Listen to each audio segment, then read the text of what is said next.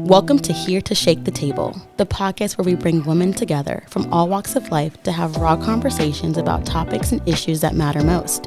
I'm your host, Amby Stevens with Empowerment, an all-inclusive women's center that supports women professionally, personally, and all things in between.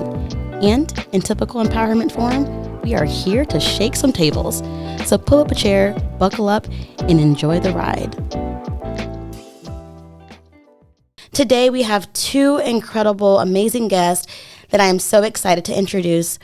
One is the Empowerment Board Chair, a great friend and mentor of mine, someone that I look up to more than she realizes, Kim Vogel, who you'll hear about just shortly. We'll have her introduce herself in her actual introduction.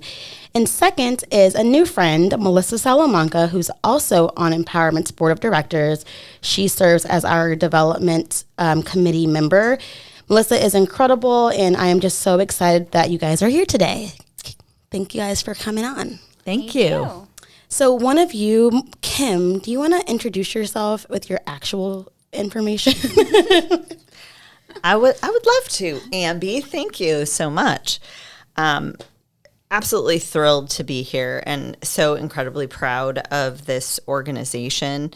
I really do believe that this podcast has the power to shake the tables. And as we're shaking the tables, let's also remember that we're going to continue to extend the tables and keep putting chairs around it and inviting more and more women to join us, right? So just a little bit about me. Currently, from a career perspective, I am the Vice President of People and Community Engagement for a company called Codebox. We are a company that was brought here from Canada, made a decision that they wanted to move their headquarters here. We have a solutions part of our business, so we do back-end web development for big e-commerce sites that you are all familiar with, eBay, The RealReal, Lucky Brands. That's awesome. Big ones like that. And then we also have the part that I am the most involved with is the Codebox Technology School. And we are a full stack web development academy. And what we are doing is empowering people through the power of technology, right? Yeah. Technology is here to stay. It is very much a part of what we do. We continue to hold it in our hands every day. And how can we use technology for good? And the way that we are going to do that is by diversifying the tech talent pipeline. And making sure that there are more women in tech, making sure that there are more women of color in tech, making sure that there are BIPOC folks in tech, and all of those things, all of those, call them for a lack of better things, human traits, right? That we believe are so important in diversifying our workforce. And that's what we are trying to do is to diversify that talent tech pipeline and say that everybody deserves an opportunity to have a career in technology if that's what they want. I love that. It's great, too, because that's going to tie into our topic today, which you guys know it's about being a minority in your industry. And I think the greatest thing I learned from what you just said was that minority can be very different, right? Usually we think about it as race, but it can be several different things. So I'm excited today for everyone to hear about what that looks like. Thank you for sharing. Melissa, what do you got, sister? Hi, I'm Melissa Salamanca. I am Vice President, Business Banking Relationship Manager with First Horizon Bank. I joke about bank titles all the time because what does it actually mean? For me, it's primarily commercial lending, so loans to businesses.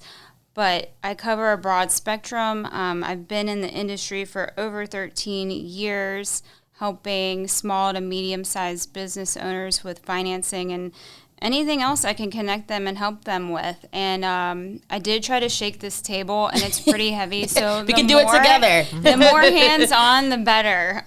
So yeah, I'm excited to discuss more about what it looks like as a minority in our industries. Love it. And yes, I laughed because that title does sound like a very long title. Yeah, but it's and incredible. it tells you probably not a whole. It doesn't really tell you much. Business banking. You help people. I help people not in that's business. perfect. Yes. Well, thank y'all for being here. We're going to just dive right in and get super deep in typical Here to Shake the Table form. Can you tell us what inspired you to pursue a career in this industry, and what challenges have you faced as a minority within it? I'll start. So, in banking, I'll be quite honest. I accidentally got into banking. I don't think growing up there was, a lot of kids saying, "Hey, I'm going to be a banker when I grow up." And the stereotypes are, older white men, and you just don't. It's not on your radar when you're a young girl, teenager, whatever the case may be. But I landed at a bank, and I soon realized that I really enjoyed what I did. And at the time, I was a paralegal doing loan documentation. And I realized that I wanted to step up and have more responsibility and explore being on a sales side or management side when I was getting asked by colleagues that had been in the business for quite a while that I looked up to for my opinion. Yeah. And they would ask me, what would you do? How would you structure this loan? And it definitely empowered me to say, I need to take the next step. I can do this. Totally. There's something that kind of holds people back when they feel like they can't do it. But when you open your eyes and ears and realize the other people around you, you're just as capable, and that you have to really step up and, fake it till you make it, but just realize everyone's kind of doing that. Yeah. And you shouldn't be scared. Absolutely. Go for it, and, understand that you'll have hopefully the allies in place to support you. Yeah, I love that. Do you feel like you faced discrimination as a minority in your industry? Unfortunately, yes, it happens. There's, the old kind of idea of this good old boys club. And to be quite honest, it is true.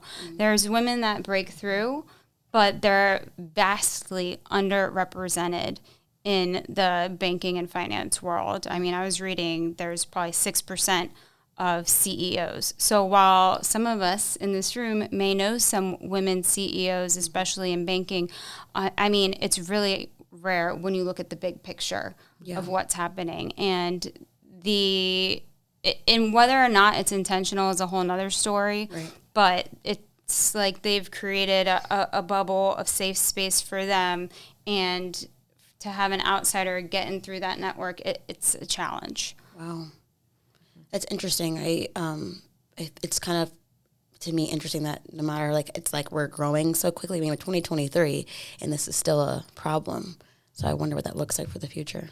I think there's just a long lead time for something like this, going back to the civil rights. Okay, everyone now has equal rights, but that, as we know, is not the same as equity. Absolutely. And there's a lot more barriers and hurdles placed in front of us that we have to overcome to get to the levels that we want to be at. Yeah. And it's a challenge, and it takes navigation, and it will just take time, because the lead time is primarily societal based, mindsets of the generations before us, and even those that are, say, your more recent millennial, for example, you still have the effects and remnants and presence of the older mindset, the societal and cultural restrictions, if you will, that are placed absolutely on whatever that industry or what you're trying to accomplish may be. I think it's interesting too, Melissa, because I think it's very much industry specific too, right? So banking, technology, we say that about legal, all the various industries, but yet here we are, and it doesn't really matter what industry it is. Yeah. We're still, paid, what is it? Are we at 72 cents on the dollar still? Still.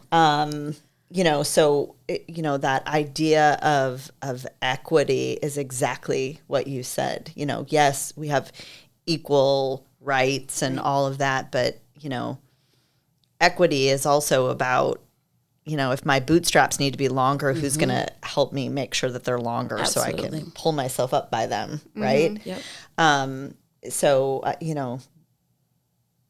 The equity part, I think, is really the key in this whole thing. Yep, that's where I landed at too when I was thinking about that. Is like, you can have diversity and inclusion, but if there's no equity, then really the other two are just neither here nor there. Right. It's like the participants are there, but they're not getting the chance to participate in a way that even gives them a fair starting point. Yeah. I mean, that's, like I said, a long lead time. We're behind. Yeah. And to accelerate and to catch up, we need conversations like this. We need to shake the table. We need to have our allies like on board with us, having these programs. And there's a lot of different groups that promote women in their industries, which is what needs to happen. But you get feedback of, well, there shouldn't be men versus women or white and color, and but that's not the point. The point is to support and raise up those who historically haven't had the same equity and the same chances. It's trying to level the playing field. And some people will understand that and a lot of people won't, but that doesn't stop you from continuing to do the work you need to do to hopefully one day get to that place. Yeah. A utopia of where there it really does We're exist. coming. Yeah. All we can do at this point is close the gap. Right. Yeah. Right. Man, we're starting this early. That was good. Good answer. Absolutely. deep. And is there a utopia in work? I don't know. Some days I wonder. know. I wonder about that a little. Yeah, I'm not. Ideally. Is there one? I mean, even in my work that I actually created, I can't find one. That's Every not once true. in a while, No, you right? gotta every Work is win. work. Exactly. Every win is the utopia. Okay. Right? All So right. every loan Yes. closed, Okay. every Okay. business that gets That's the open. banker mind, Kim. Yeah. Okay. Yeah. You take those wins Okay. Yes. and you hold on to them. You put them like in a place where no one else can get to them. And when you're having a bad day, an off day, someone tears you a new one, you look back and you say, oh, I did this. All right. I'm going to need that a reminder. Text me every day. I will. Find your utopia. Yeah. Where'd you put it? What'd you do with it? Yeah. Yeah, Go that's take a great. peek, make sure it's there. Yeah, I actually sniff do it, love it. lick it, whatever your Yeah. utopia. like you do forget it. Yeah. That's Yeah. great. Yeah, that's good. Kim, what about you? How did you get in this industry? Boy, I have had a couple of divergent career paths, but honestly, I started off in technology pretty young and kind of made a decision to veer off of it, and it keeps kind of bringing me back. I actually had an opportunity when I was really young in college. I'm a solid Gen Xer, you guys. There was an operating system that IBM had that was called the AS400. Big hospitals used it. Lots of government entities used it. I had an internship where I became a trainer on this big thing. So I traveled kind of all over when I was in college and trained folks how to use this system, right? This AS400 system. Had an opportunity to teach at a technology magnet high school.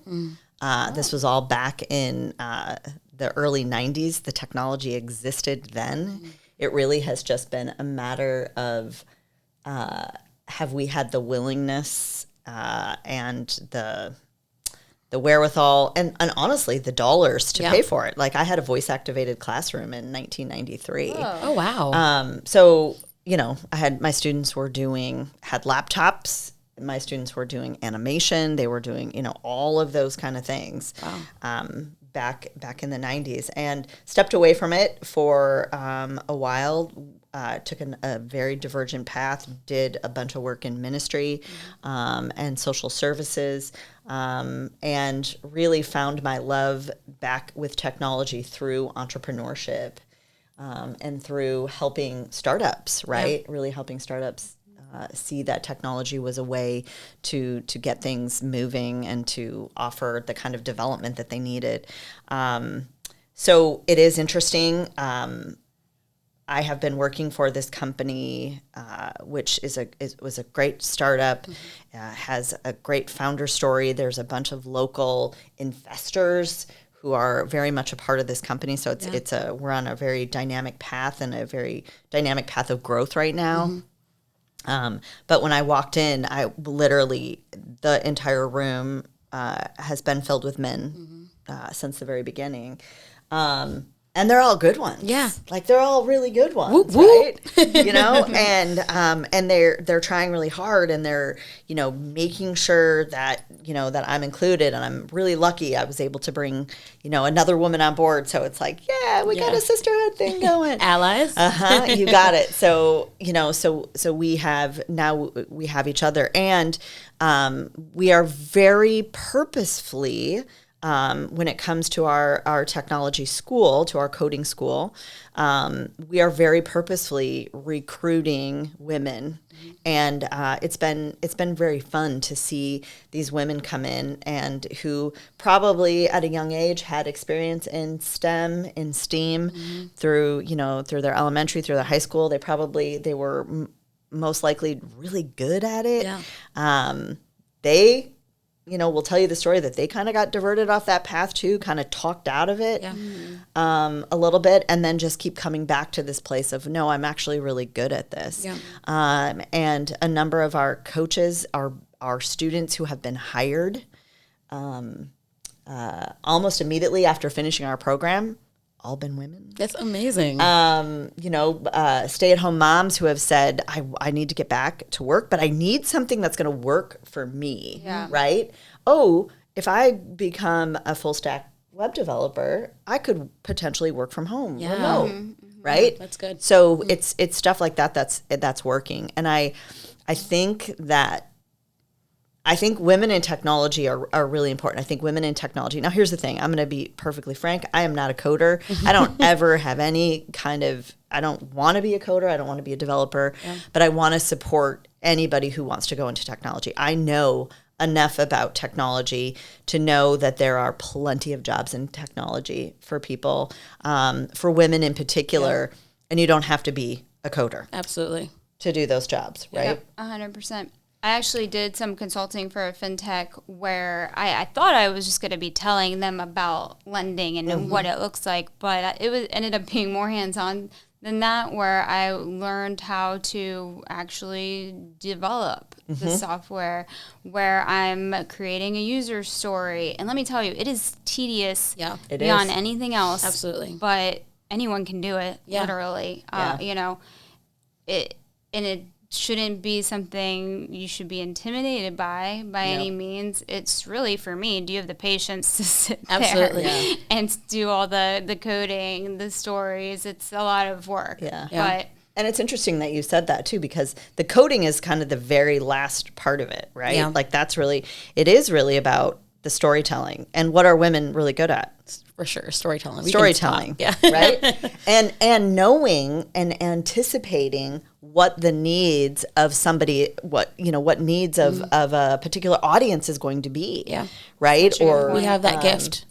Right. I mean, I think we naturally have that gift. We're storytellers. I go back to, I'm going to take us back to biblical times, right? Take us back. In that, the scriptures, the Old Testament scriptures are, the story of, they're really stories of faith, right? Of people who are just living very human experiences, right?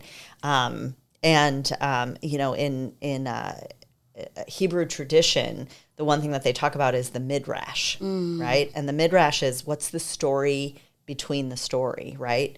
Between the lines of the text, what is the hidden story? Well, the hidden stories are typically the women's stories, right? And how much historical fiction and different things have you written when you flip the perspective, and the perspective is coming from a woman's perspective, right? And one of the midrashes actually talks about, Abraham was going to sacrifice Isaac, and there he is at that moment, and going to sacrifice Isaac. And who do you think, really pushed that ram out? Well, of course, it was his mother, Sarah. Absolutely. Right? It was like, there's no way you're not sacrificing my son, right? I mean, so it's those kind of things, right? That women we are the storytellers, Absolutely. right? And we are the keepers of the stories. Yep, we sure are. I think that's really important to say. We keep those stories sacred. Yeah, keep them sacred and keep them going. And lots of times we've had to do that, through oral tradition. And I think that honestly, I believe that that's one of, why women in technology is so key, because we can feel and sense the emotions of other people. Yeah, it's so funny too, because usually when I hear the word technology, even as a millennial, it makes me get super anxious for some reason. But now that I'm hearing you talk about it, even our website, I did that myself. I created our site. I'm so good at doing that kind of stuff, but it sounds intimidating when you think about it in common sense terms. We use it very often. We just don't realize it. Yep. So one of the things that y'all both said that kind of got me thinking was about allyship and people using their voice to basically make you feel more empowered. So as somebody who is younger and of color, I'm Black, and I feel like sometimes I am a minority in my nonprofit industry, younger Black woman in this Tampa Bay area, and it is the having allies that can stand next to you and use their voice that really I think makes it easier and that makes us so successful. And so I guess I want to know from you all, what are some experience that you have with who has been your ally at the table to give you guys that voice or to help you in that situation? Do you guys have any other than the amazing men that worked with Kim?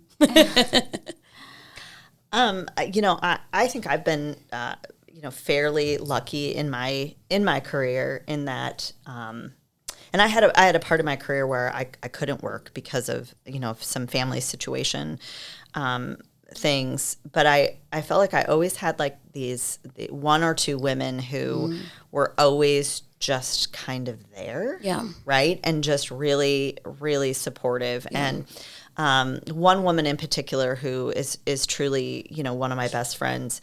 And I think we hit it off. She's just this much older, but but also was never afraid to be vulnerable with me. Yeah. Right. Even in those moments where, she was definitely, the elder in the situation or the leader in the situation or whatever it may be. And she, I think it was because of her vulnerability and her authenticity that I was like, anything is kind of possible. Absolutely. I can understand that. Right. Yeah. And she's a very successful entrepreneur, small business owner, has been slaying it for lots of years. Yeah. Right.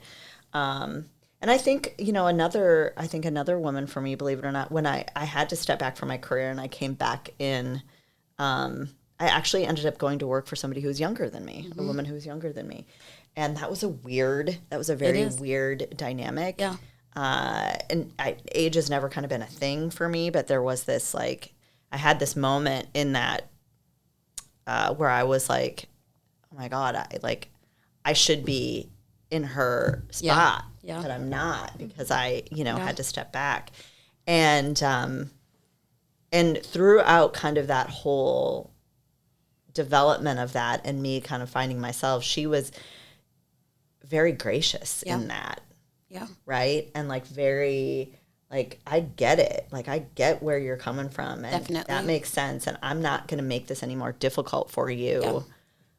I totally get that. I'm glad that you said that, because I think there's a lot of people who listen to this who have that similar situation. I mean, me included. It's you, as someone who's younger, you almost feel like, who am I to tell you something? It's so difficult because you, of course, feel like you earned your spot, right. But also you're going to respect people who are older than you, and also feel like, if they do something, how do I have this conversation? It is a very difficult. I will say I'm blessed that everyone that is older than me or whatever, I have a very diverse circle, as y'all know. Yeah. I don't feel that way, but I have had people who have shared, I mean, that they do feel that way. That's interesting. Yeah, and it's interesting too because it's not so much. I think, I equated it with age, but it really isn't about the age part. It really is about I see you for where you're at, right? Absolutely. And I'm willing to walk this road with you, no matter how long we're kind of together. Yeah, right? absolutely. And sometimes that means, right, whenever we're walking that road with folks and we're trying to be an allyship, right? Sometimes it means we're standing right next to them. Sometimes means we're pulling them from the front. Sometimes means we're pushing them from behind. Sometimes all three of them. Right? All three of them at once. I'm sure you've done that for me a couple times. Right? Get up, let's do this. Like those, those kind of things. So I think that those would probably be my, my two really good examples of allyship. I've also had it where, again, being a Gen Xer, that when there wasn't a lot of women in industries, there was almost like a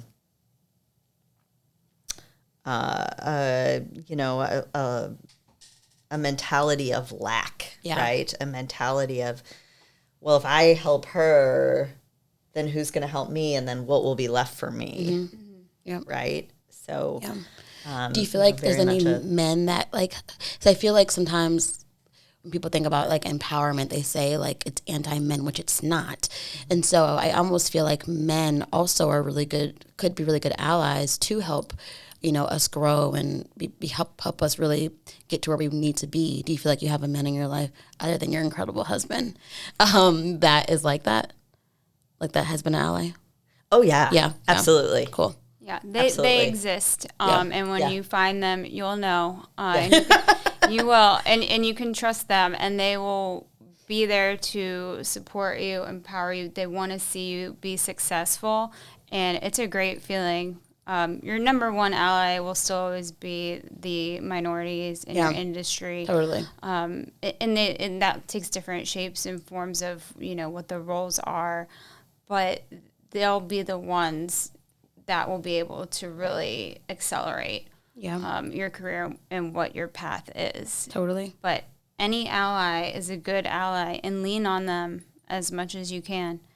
Yeah. And I think having you can't say that males aren't going to help you. They're there. Yeah. Not all of them, but the ones that you can trust. The more the merrier as far as trying to get the support in place. Yeah, I agree to that. And I think go ahead. Sorry. Well, I think I've had to get good at, especially asking men. And I, again, not to make this a generational thing, but there are a lot of women in my generation who is like, well, if we just work hard, people will see the value that we have. Yep. Right. Well, that's not No. the case. It's just it's not the not. case. And thankfully, it's women from your generation who have been, I think, some of the greatest teachers of that. But so the thing that I've had to get really good at in the last, however many years is when you find those allies is to say, okay, you trust me, I trust you, I trust you to this place of I literally need your allyship. Yep. I need you to teach me these 3 things, or I need to learn this from you. How do I do this? Yep. Where do I get this from? How can you teach me? Can you spend time with me to do that? Yeah. Right? So it's not just palling around or having a cocktail. Yeah. It's not your happy hour work group. It's more intentional than that. Yep. It's a deeper relationship where you're having an ask. Yep. Yes. And if you're in the right relationship with the person, they would be happy to answer your ask. And I think one of the things that's time. really cool too about allyship is that, let's say, for example, when things happen in a bad situation, you immediately, as a minority, feel like, oh, it's because I'm a woman, or it's because I'm this or that. Having an ally, you can call them and be like, okay, tell me, is this me because I did something, or is it because I'm a woman? Is it because I'm black? Is it because I'm young? Check me here. And I think that that's really important, having an ally that can tell you, no, girl, that's just because they're wrong, or yeah, that probably is because of X, Y, and Z. Right. That matters, at least in nonprofit industry. Yeah, no, I think it's very true. I don't think it depends on the industry. Yeah. No, yeah. But when you're feeling like that, I think it is important that you have those people that you can check yourself with, right? Yeah, absolutely. Okay, this happened. Thank y'all now for what? being those for me, because I know I do sometimes. Okay. How do y'all think that companies and organizations can better support and promote diversity within your specific industry? Let's say I was the judge of the industry. How could I better support diversity? I just shook the table on the bottom. You did. Oh, well, there are a lot of industries that have programs and resources in place, but if you were to ask me if it's enough, the answer would be no.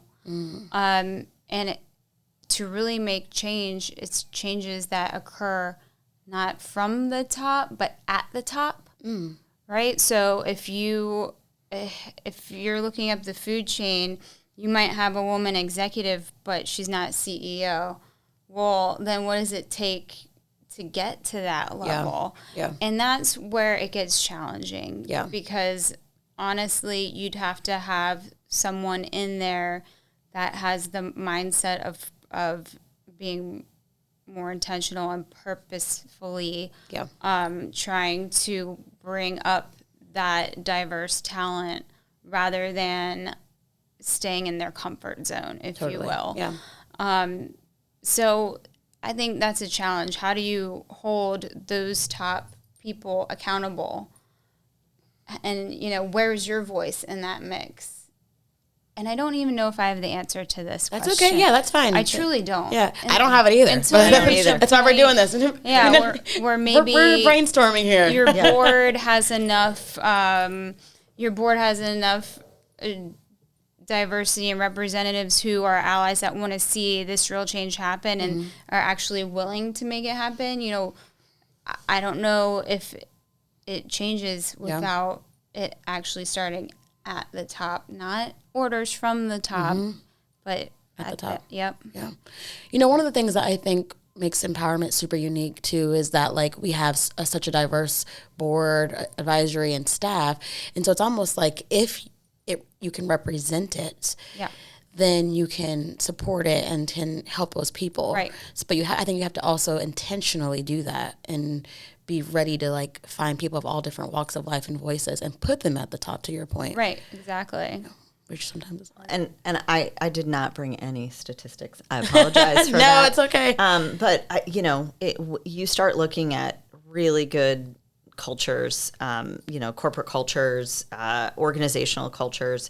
Anybody who's doing really good organizational development, and they will say, right, it's because of the diversity that they have, and that there are enough voices, right, at the table that are allowing them to see things in a holistic way. Yeah.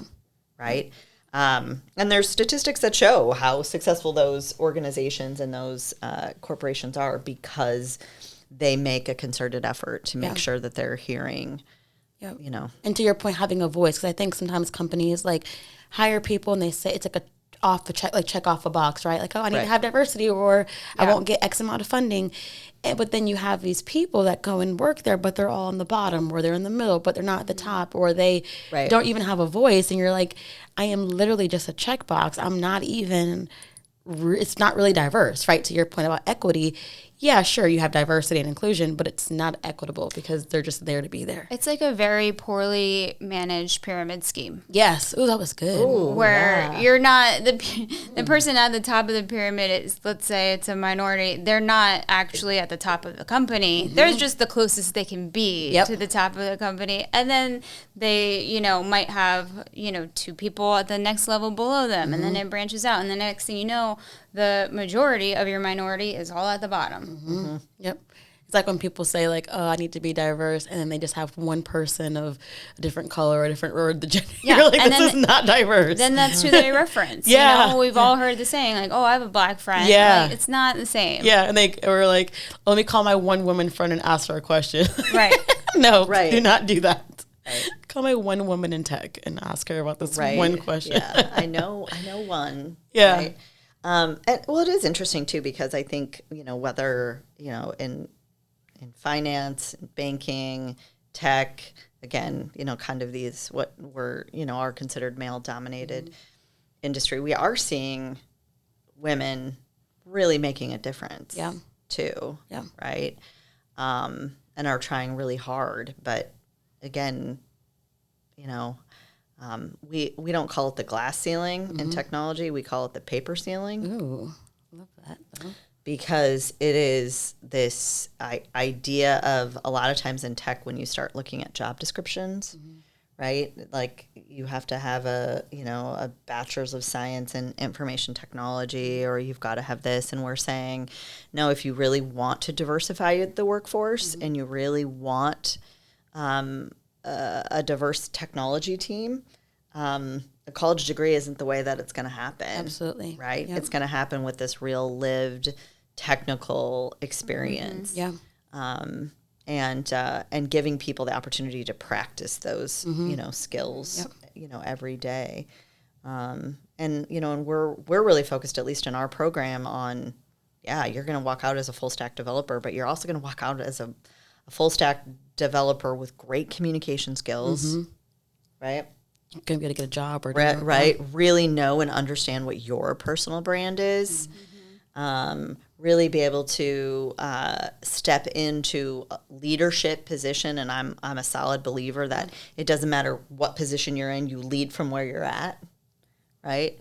And so when you give people, and those are all skills that literally can be taught and practiced, right? And so when we're preparing students like that, how can industry not see them as, perfect candidates. Exactly what they need? Right. And then some. And value then some. add of leadership, of communication skills, especially in tech, I think is vital, because tech, I know from my experience, is not only a computer language, but a people language. There's a lot of outsourcing that happens, and then you also have to be able to connect not only internally with, if you're using a team for outsourcing, but also to the end user. And it's challenging. And if you're not communicating properly, you're wasting a lot of time, which means you're wasting a lot of money. And you have to, and I think this is very much true in finance too, but one of our kind of core pillars is this idea of resiliency. And I mean, and you are resilient when you're curious, right? When you're willing to, use your critical thinking skills, because lots of times, particularly in technology, you don't have all the answers. The answers aren't there. You got to go hunt the answers. You got to go find the answers to develop the solution and to keep digging. And so, and that takes somebody who's got a pretty resilient mindset. You can't be somebody who can give up. And I think, if anything, that we've learned in the last 3 years is that our ability to be resilient is absolutely crucial. Yeah, it is. It's critical. You have to be resilient people. Right, to really survive everything that we've kind of been put through. So it has been a lot going on. Right. So communication, and so many people want to say in technology, you become a full stack developer and you sit in a dark room and you are coding all day. It's no, that's not what technology looks like anymore. You are working on a team continuously, consistently. Yep. I would love to see be a day in the life of technology. It sounds so cool, doesn't it? That Let's take a field trip. Yeah, we should actually. You can take a field trip whenever you want. Yeah. Right. Not everybody, but I'm just kidding. Everyone can take a field trip. This question is a little bit personal, but so one of the things that I've been researching about is masculine and feminine energy. Sometimes when you are more of a minority in your industry, you end up picking up certain traits so that you can, I don't want to say survive in the industry, but just kind of have a voice there. And so, for example, masculine energy is very, you work a lot, you're always on the clock, etc. And then when you go home, it's hard to navigate now being more feminine and getting out of that essence. Do you feel like you all struggle with that? I would say yes. And just to give you, I guess, more, to personalize it more, I mean, I've found myself saying, okay, I need to learn how to play golf. Yeah. I need to drink scotch, which was an easy one for me, and I enjoy scotch. So I did that pretty readily. I need to, smoke cigars and, hang out with the boys. And, I'm almost 40. I don't have kids. I have a dog is like the furthest I've gotten, in terms of building a family with my husband. But I spend more time doing the things that I see my male counterparts doing because they have that flexibility, I want to say, with their home life. Yeah. So I keep that track, too, to stay in pace with them. I can't just disappear at the end of the day and, not be visible in the evenings or the weekends. Yep. I have to be out there joining in the activities, which luckily I find fun, but are also exhausting. Yeah. And then I worry when I look back at the end of the day, or let's say a year from now, was I making the right decisions? Did I'll get FOMO, like, did I miss out on something because I was feeling like I had to compete with my male counterparts and what their lifestyles were like. And again, I do enjoy doing those things, but it's a concern for me. Am I going to regret it one day? But I don't want that to hold me back. I want to be that person that does it all. Do you know how to golf? Huh? You know how to golf? But I still hold on to that belief that one day I will golf. Yes, you will, for sure. I think we should, there's a thing called Women Who Golf. Yes. There is an organization that has that. Maybe we should join, maybe we should do one of those type of things for an empowerment event I would to love get you that. to the golf. Yeah, and I do know, and I don't know if it's the same program, but they do it every Friday, and it's $25 to join, and it's a lesson. So, I mean, that's right up my alley. Yeah. And it's not like I've never golfed, but I'm not going to sit here and tell you I'm going to play 9 rounds and everything will be fine. It won't be. Yeah. But yeah, I mean, I do enjoy doing these things, but it's a concern, keeping up with Bob Joneses. Yeah. Not the Bob Jones. Sorry. Oh, get me out of that one, Kim. Can you rewind? Oh, boy. Oh, gosh. It's so funny that this is like your question, because I think about this all the time, right? It's interesting. I mean, the gentleman that I work for now had been on Wall Street forever, is an investor, is our CEO. And it's interesting because, again, it's technology. There's kind of men everywhere. The one thing that I have really loved and appreciated about him, and then stepping into this role and really working directly with him, is, man, at the heart of it, he's just a girl dad. Oh, I love that. Right? Like he is like this like amazing, he comes off as definitely a Wall Street, tycoon, and does all the rah and and then in the end, right? He really is. He's a girl dad. So there is that. For me, I think my superpower is actually my feminine energy. It is, right. And that I'm gonna use that whenever I get that opportunity, and like I'm gonna, influence people, right? By me just being my authentic self. Yeah, absolutely. And so, now does that mean that there are times where I sit in meetings with all of these guys and I'm just like, you've got to be kidding me right now? And I wait politely, right, to like, I'm going to, I'll get my word in. Yeah. Well, they're not going to wait for me to say something. And I think I was telling a couple of you guys this story, from a couple weeks ago. I finally had to like slam my hand down on the desk and say, listen to me, right? Listen to me. And finish telling them what it was that they wanted to hear, but that they didn't have patience enough to wait for. right? Yep. And it was in that moment that I found my voice, right? That at the same time, and you can cut this out if you want to. Oh no, we keep it on.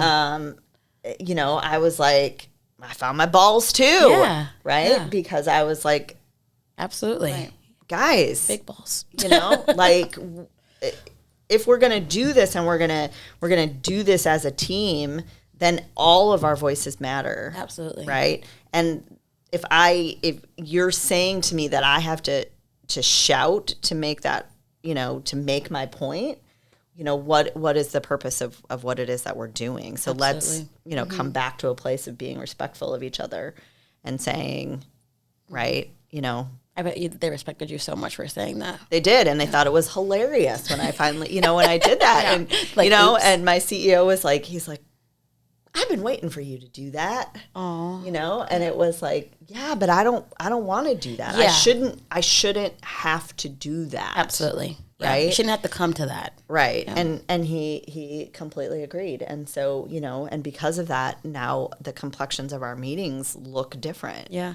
Are they like, Kim, you have something you want to say? Not yet. A little bit like Yeah. that, but more like, like lead us through this, right? And it is important, or Kim, start us off, and then take us down the path that you think we need to go. Yeah. So I think that's a great example. I think it really is, because I think it shows in leadership, and even in all industries, everyone's voice has to be heard. Even if there's no quote unquote minority or whatever, everyone's voice does need to be heard. And if you build that dynamic all the time, then at least it makes it easier for it to be heard. right. So I know I'm going over, and I'm sorry. I have one more question, because I want people to hear this. What advice would you give someone who is a minority in that industry? They're looking to come up. There's a woman who is in her house right now waiting for this podcast. What advice would you give her, or him, or whomever? The biggest piece of advice would be stay true to yourself, because, I just described how I feel competitive in the way that I do things, but really you can't put yourself in a situation where you feel like you're being a fake, because you'll burn out real quick. But at the same time, you have to make sure that your convictions are heard. And then you also need to be confident. Don't let things deter you when you know what the answers are, and lean into the fact that you can do it, and use your allies to the best of your advantage, because they will help you get to that place of confidence. I think we hold back way too much based on perceptions that may or may not even be true. So really, the whole lean-in thing, it's true. And I tell it even to my male colleagues that ask me questions about career advice, and I'm like, you got to go for it. Shoot your shot, and if it doesn't work,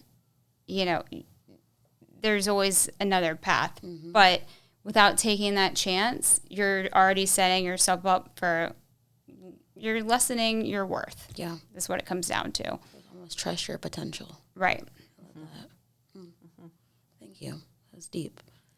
Kim? Stand in your truth, right? Like stand in your truth. And, if you want a job in an industry that it doesn't feel comfortable, or you don't see yourself represented, walk in anyway. Yeah. Right? Yep. Be the first. Be the prophetic voice. Yeah. Right? Step in. I am watching these young women coming through our program, young Black women, other women of color, women who are so smart and who are doing some incredible work. We are bringing in mentors, other women in technology who have been doing, in the industry for a long time, and saying, see, like this is what it looks like, and these are, this is what it's available for you. And so I don't, stand in your truth, be authentic to who you are, and don't we have this one young woman who is she's a part of our program, and we've recently brought her on as a team member. And she is an artist. She is a creative. She is absolutely amazing. And she, when I say that she's an artist and a creative, like she loves to knit and crochet. Oh, how cute. And she loves, oh my gosh, like her outfits are always just like this amazing. Every day you're like, what kind of caricature is she going to come dressed in? Yeah. And yet, this is a woman who now is a full stack developer, has a master's in, American and English literature, just has all of these things and is just so standing in her truth. And actually now is in a place, so she says, I feel like people finally see me. Wow. Right? They don't see me as a character. They see me now as who I am. Yeah. And it's been really cool to kind of watch her journey. Yeah. She sounds incredible. I'd love to meet her. Yeah, she's amazing. But, she's amazing like all the rest of the young women out there. Yeah, right? Absolutely. And so don't be afraid. Yep. Right? Everyone belongs. Mm-hmm. There's always a seat at the table. Yep. Always. And if all else fails, you make your own. Thank you for coming to Here to Shake the Table. It was so awesome talking to you guys, and I just can't wait for people to hear about your stories. I hope you guys will come back. I know you'll be hearing a lot from Kim. She's going to be our co-host, one of the co-hosts. Yeah, that's all I got.